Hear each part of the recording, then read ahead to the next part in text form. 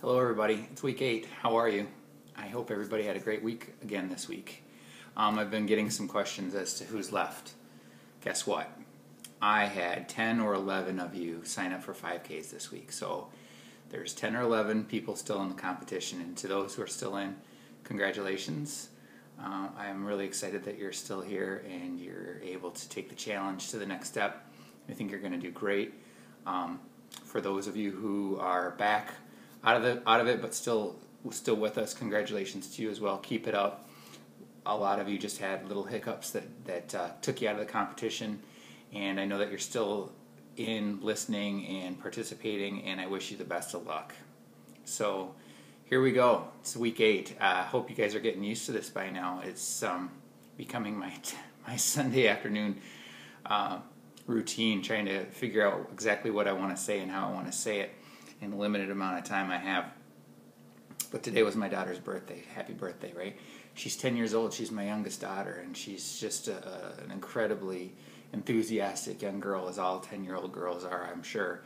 But talking to her today, about her dreams, her hopes, her year coming up, and what 10 means to her. The things that are just funny to me is that she has all these things and says, "Daddy, now that I'm 10, I can do this. And now that I'm 10, I can do this. And now that I'm 10, I can go this place, and I can have more things in my life, and I can't wait to experience all these things."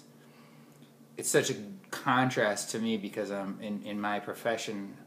Unfortunately, I hear more and more and more on a daily basis of people telling me the things they can't do anymore, and the things they wish they could do, but they just don't have the energy, they don't have the flexibility, they don't have the threshold for it. And some of them just have a range of excuses longer than I could ever imagine to tell you of why they can't do anything. And I always wonder exactly if they really had to, if they were put to the test to do something and make something happen, could they, or do they just tell themselves that they can't all the time? And I'm a big believer that most of us just tell ourselves lies to put up with the uncomfortableness of not feeling like we can do what we want to. So that's what I challenge you this week. Last week I told you to commit to yourself and to make a commitment by setting out a goal and committing to that goal monetarily by saying this is what I'm going to do and signing up for it, and many of you took the challenge. This week I'm going to have you sit down and I want you to write out a goal list for this year.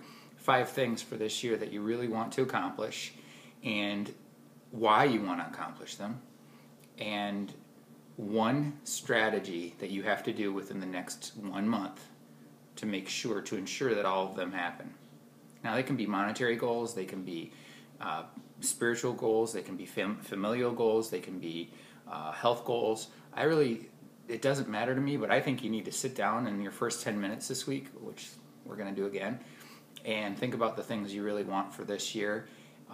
Things that if you were a 10-year-old and you knew that this year was your year, this is a year that you were going to be able to experience and do more things than you ever had before, what would it look like? What would it be like for you?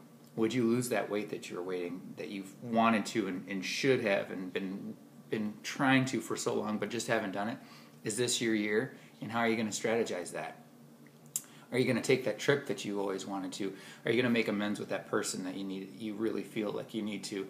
Are you going to become more spiritual or give back to the community? Now, I don't need to know them. If you want to share them, I would love to see them. I have ones that if you want to see mine and share and have mine share with you, I'd be more than happy because I set this out all the time. But it really should be a paragraph on each individual item, 5 things that you really see yourself being able to do that are going to make your next year and maybe every year after that a better year.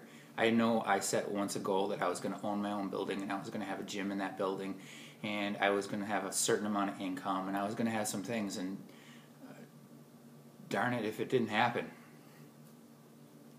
Just because I keep putting it in my head, and I continue to put goals in my head. Another one for me is the Ironman. Everybody needs a goal, and everybody needs to set something out for themselves and push themselves further than they usually can. And that's what I want you to do this week. There's 10 or 11 exceptional people out there who are really willing to go with me, and I am excited for where you're taking yourself. So this year, make 2013 the best year ever. Put 5 goals on paper, write it out, and take 2 or 3 pieces of paper to write out why and what you're going to do to get it going and make that happen for yourself this week. Now, you didn't think you were going to get away on it that easy, did you? No. The fundamentals of health are real simple. You need to eat well, you need to think well, you need to move well. And so everything that I had you doing in the first couple weeks was to get you to do those things. So we're going to re-hit them again. You need to get up and you need to do 5 minutes of stretching. You need to drink a big, healthy glass of water to flush your system in the morning. You need to have 2 servings of fresh cut vegetables throughout your day, just vegetables.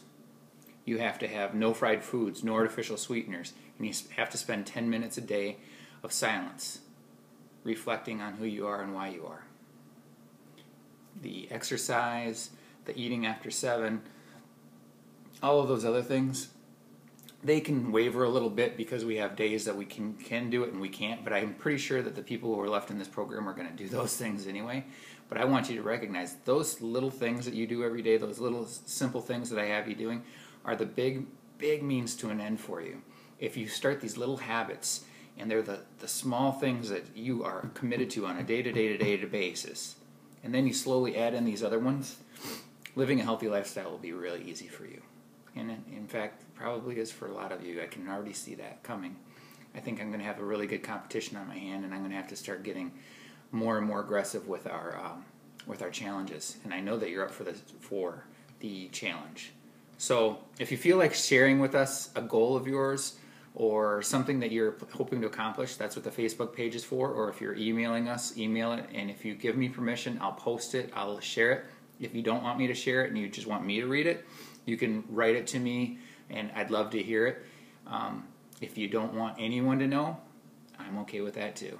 There's a lot of things that I have secrets in my head about what I want for my life, and I don't tell anybody.